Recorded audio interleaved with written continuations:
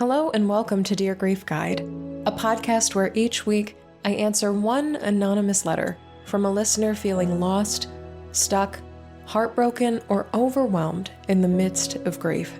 My name is Shelby Forsythia.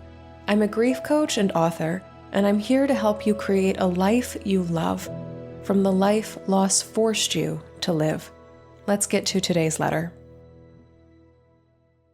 Dear Grief Guide, I lost my oldest daughter, age 25, a few months ago, and I'm struggling with a couple of things. She struggled with her mental health for a few years, but after finally getting a good diagnosis, she was doing well, and it really felt like 2024 would be her year. She had about 6 months of doing well before she died of an unexplained stroke. How cruel that she fought so hard, through multiple breakdowns, hospitalizations, and losing her dream job, and was beginning to create a new life when she died. She was just getting her feet under her and starting to find a new dream for herself. It's so unfair she didn't get to complete that turn into the new life she was creating. I feel extremely guilty for feeling some sense of freedom from the daily check-ins and interpreting her tone and responses to see if she was starting to take a bad turn or not taking her meds. I kept paid time off and savings in case I needed to drop everything and make sure she got the care she needed if she crashed again. I feel a sort of emotional release because now I'm no longer second-guessing whether or not everything she did was a manic episode and the beginning of a downward spiral, or if she was being 25 and living carefree and happy, as she should be able to do. How can I feel relief when my baby is gone? When she didn't get to live her full adult life we'd always assumed she'd have. She wanted so badly to be a mom, and we talked about how she could manage that by building support systems and so on. She had a great boyfriend and was talking about how to manage a relationship with mental illness. At times, I'd feel overwhelmed by the prospect of her struggling with mental illness her entire adult life, the future stretched out ahead of her. How often would she want to stop her meds, spiral, and then have to get back on them? How would the hormones of pregnancy, childbirth, and postpartum affect her? If she stayed close by, I could be on hand as much as necessary and be able to see how she was doing. These are thoughts I would have about her future, living with mental illness and its cyclical roller coaster. I feel like a horrible person, and I can't wrap my head around the fact I won't see her or hug her or hear her laugh again until it's my time. I'm realizing I've been living my life in the margins, sitting on standby when she needed me for 2 years, and now I don't need to. I hadn't realized I'd set my life on hold to such a great degree. My mother was never there for me, even when I asked for help. I have no memory, even as a child, of trusting her or of her comforting me. So it's extremely important to me that my girls always know I'm there. It's the drive behind my mothering decisions even now that they're adults. I never wanted them to question if they needed mom, I'd be there. But now, I can take a trip and not worry that my daughter will have an episode without me nearby. I can spend that money I set aside or just take a paid day off for myself and not worry whether I'll need to take PTO later to take care of her. I feel so guilty and ashamed that I feel relief and freedom from this aspect of my daughter's life. Her dying means that her care does not need to be managed in some part by me for the rest of my life. I'd trade it all to have her back, but the feeling is still present and I can't seem to reconcile it. She cared so much about other people and wanted people to be happy and cared for. I know she wouldn't want me to feel this way, but I can't shake the thoughts. From ashamed to be relieved. Hi there, ashamed to be relieved. I can feel the back and forth, the pendulum swinging side to side in this letter that you've written. Your massive, massive grief and pain and heartache at the unfair, unjust, too soon death of your daughter from something not even tied to her mental illness. And also your relief and this lightening of a load, this freedom of not needing to spend so much of your time and energy devoted to monitoring where she was in the world, how she was in the world, and who she was showing up as in the world. Grief is so incredibly full of paradoxes. It's like mind-numbing sometimes how many things are true in grief. And for you, I hear just a few: relief and agony, a sense of freedom, and a sense of feeling trapped by the guilt or by the shame of the feeling free, the injustice of your daughter's death, and the awful reality that we're all going to die and we have no idea when. You are living in the middle of it all.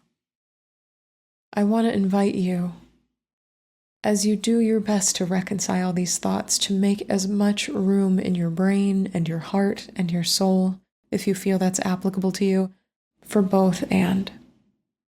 For as many ands as you can stand to hold. I feel so much grief that she is not here. I feel so much agony that I will never get to hold her again, or listen to the sound of her laugh, or hear the sound of her voice, or be beside her on the couch. I feel so much relief and freedom and not needing to keep eyes and ears on her, on the phone, on the text, the check-ins. I feel so much shame for feeling relief. Shouldn't it all just be 100% grief all the time? Maybe. Usually not. For most people, though, but I invite you, ashamed to be relieved, to picture each of these emotional statements, I feel this, I feel that, I feel this, I feel that, as individual entities, maybe as books or juggling balls or, I don't know, articles of clothing, and see how many you can hold, metaphorically. See how many you can wear at one time. Because underneath those books, underneath those balls, underneath those clothes, you are still you. You are the container where all of these emotions are happening. And one of the great challenges of grief is expanding yourself big enough, and it feels like real-ass growing pains, especially in the early days, to hold all of the things that are now true for you. Truths are heavy, and grief brings you a whole heck of a lot of them and says, carry these all at once, right now, because they are suddenly all true all at once. And goodness, it takes such a long time and such repeated practice to hold all of these things together. And my etymology nerd brain, etymology is the meaning of words, has to pause for a second on the word reconcile. Re, the root re, R-E, means to go back or to go back again, like to revert or to rewind. So to reconcile, con, means to bring together or to bring along with. To reconcile something is to bring things together over and over and over and over again. And I don't know, ashamed to be relieved, if you're into what my wife and I call string sports, knitting, crocheting, embroidering, weaving. But I often picture the art of reconciliation, the act of reconciliation, of weaving something together, or a lot of somethings together, over and over and over again. It is a repetitive motion, not because there's something wrong with you, but because reconciling is simply a lot of work to be done, and it is done on repeat. I anticipate that you will be holding some semblance of these feelings for the rest of your life. The trick is, in reconciliation, to not make them agree with each other. It's not like cake batter where you're stirring everything together and eventually it becomes one unit. These feelings can't necessarily be broken up and blended in a blender or a mixing bowl. They may never become one thing. They may always be their own individual threads in this larger piece that you are weaving, but again, just like you held all the books, just like you hold all the balls, just like you wear all the articles of clothing, the foundation underneath all of that is that you are still here. You are the container, the vessel that is containing and holding all of these things to be true, and that is the balancing act of holding paradox and grief. Another thing I want to offer you is the distinction between guilt and shame and disappointment. This is something we talk about in Life After Loss Academy because so many grieving people come to me and say, I feel so guilty about this element of my grief story in particular. And I notice you wrote it in your letter a couple of times too, is I feel so guilty for feeling relief in my daughter's death. And I wonder, and you signed off this way, if what you're actually feeling is shame. Because shame, okay, let's start with guilt actually. Guilt is I did something bad. I went against some moral code, some ethical code, some legal code. The example that the author Brené Brown often uses is I took a candy bar from the store when I was a kid and I knew it was wrong, and I felt guilt about that. I broke some sort of societal or written down rule, some agreed upon way that we are humans together. I broke a rule, and I feel guilty about an action that I took. A lot of people use the word guilt to describe what they're feeling in grief, but most of the time, through some definition, through some more word nerdery, we can see that what most grievers are feeling is either shame or disappointment. So shame, what you signed off as ashamed to be relieved, is a belief that you are bad as a person. This is heartbreaking in grief because a lot of times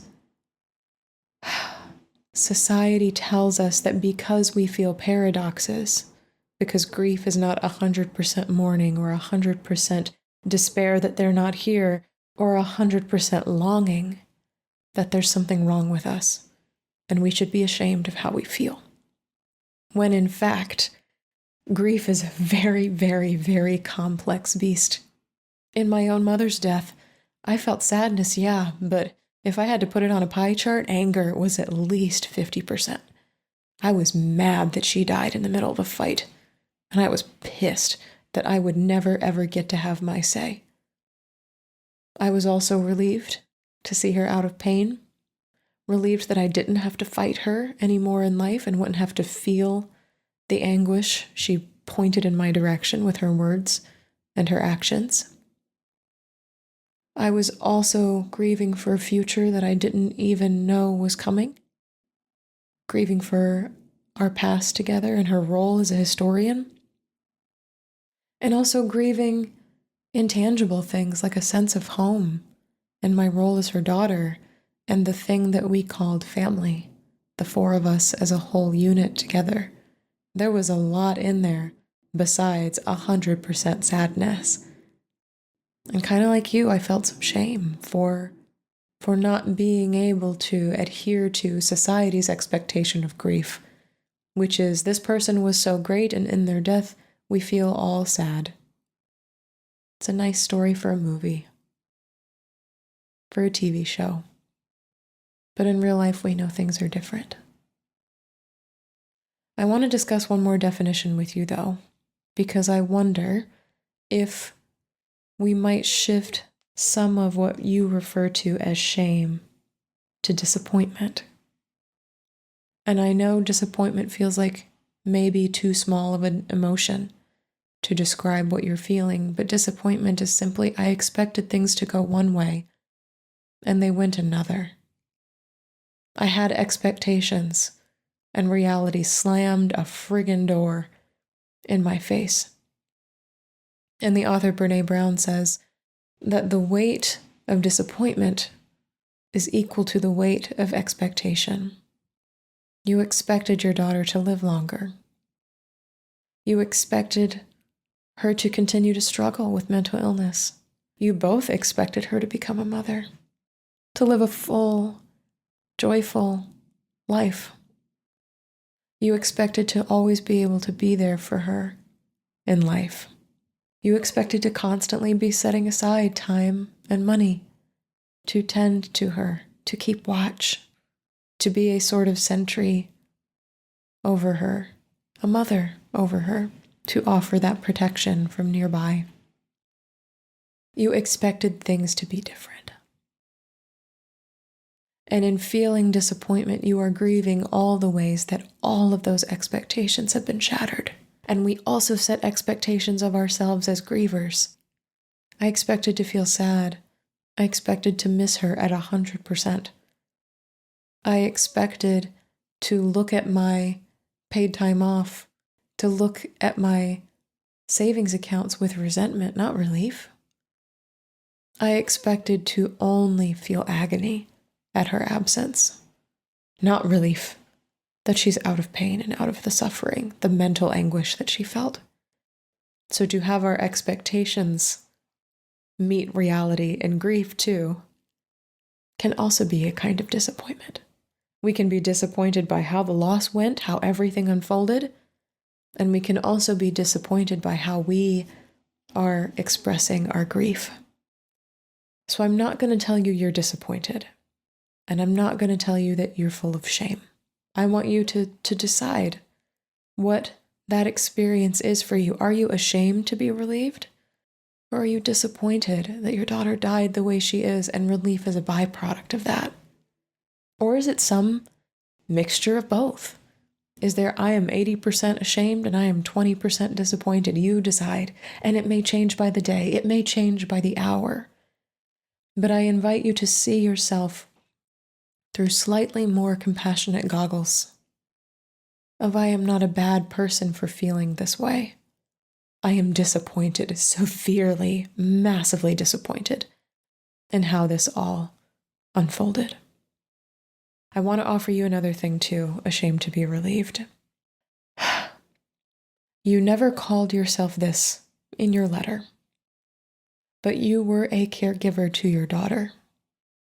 Maybe not in the hospice end-of-life sense, maybe not in the bedside sense, maybe not in the I anticipatorily grieved for them because they had a terminal diagnosis sense, but in the sense that you were on call, you were monitoring, you were on standby, you set aside time, money, energy to tend to your daughter with a mental illness. That is taking a caregiver role and holding a caregiver role in her life. I hope, if nothing else from this podcast, that you will research, do a Google, caregiver resources, specifically about the relief of feeling unburdened or feeling free when a loved one dies, but also the mourning that takes place and the shame or the self-hatred of feeling relief in their death. This is an experience that so many caregivers have, whether they're related to the person who died, they're married to the person who died, they're a friend of the person who died, they're a medical professional for the person who died. There is a very unique and specific experience of being a caregiver in any fashion, physically, mentally, emotionally, logistically, spiritually. For someone who died, the agony of witnessing their death, of grieving the fact they are no longer here and being so relieved that they're suffering, and your devotion to that suffering, to caretaking for that suffering, has come to an end. Both are true, and there are so many incredible articles and YouTube videos and speakers and grief professionals and books, if you're up for reading at the moment, that speak specifically to the grief of relief as a caregiver. And I want you to refer to yourself as that. And I hope you feel permission to attach that label to yourself, especially as you continue to grieve. The last thing I want to say, and this is with reference to how you spoke about your own mother, how she was not there for you, even when you asked for help. And I don't know where this is coming from, so this may be a sort of blessing from your daughter by way of me. I would like to think of it as that, but these are the words that came to me specifically for you. Mom, you have completed the mission. You have completed the mission for your daughter in life on earth.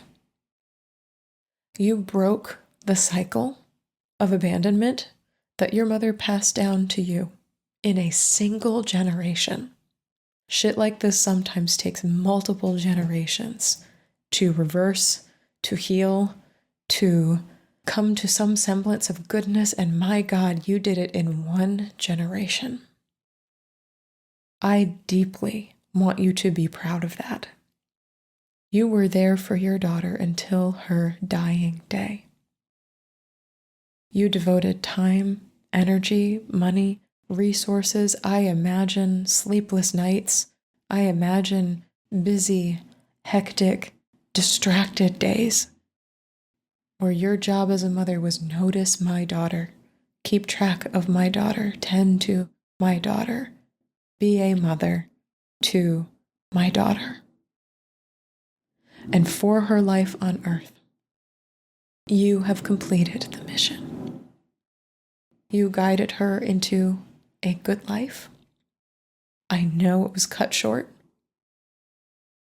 And you can continue to be a mother to her in death. One of my favorite interviews I ever did happened, I'm going to guess, 2017, 2018, with somebody named Emily Ruth, whose twins died. And she talked about how motherhood doesn't end when your babies die, no matter how old they are. Something you might ask yourself going forward is, how can I continue to mother my daughter beyond her time on earth? Can I create space for her in my home? Can I talk with her through letters or through voice notes, or even by creating some sort of ritual with her sister? Can I have a day or a week even with that PTO, with those savings that I take off in her honor? Grief vacations are a very real thing. How can I carry her forward in a way that I know she would like to be carried? You might consider the ways that she needs you differently in death than she did in life. She may require less of your time, money, and energy than she did in life, but she still needs you. You might imagine how you can use your resources as a mom, because you are still her mom, to offer her mothering from where you are on planet Earth, as you said, until you meet again. So if that's something that you believe in, or something that resonates with you, that is how you can continue to take that mission of motherhood forward into the future. So, ashamed to be relieved. My hope for you is that the shame lightens, softens, maybe gets fuzzy around the edges. I hope you feel more permission to hold all of your grief things together in one place with no pressure for them to mix, because remember, reconciliation is about going back and bringing things together over and over and over again, not about forcing them to agree with each other or to blend into one thing, but to coexist together, both and. I hope you will perceive of yourself as a caregiver and seek out resources. In that vein, many local places and online places offer resources for caregivers who are grieving and dealing with that complex emotion of relief. And I hope that you will pause and recognize how you have broken a generational cycle in a single generation, and find creative ways to carry your mothering actions and intentions forward into the future with you. I am so, so glad you wrote to me, and I wish you the very best of luck.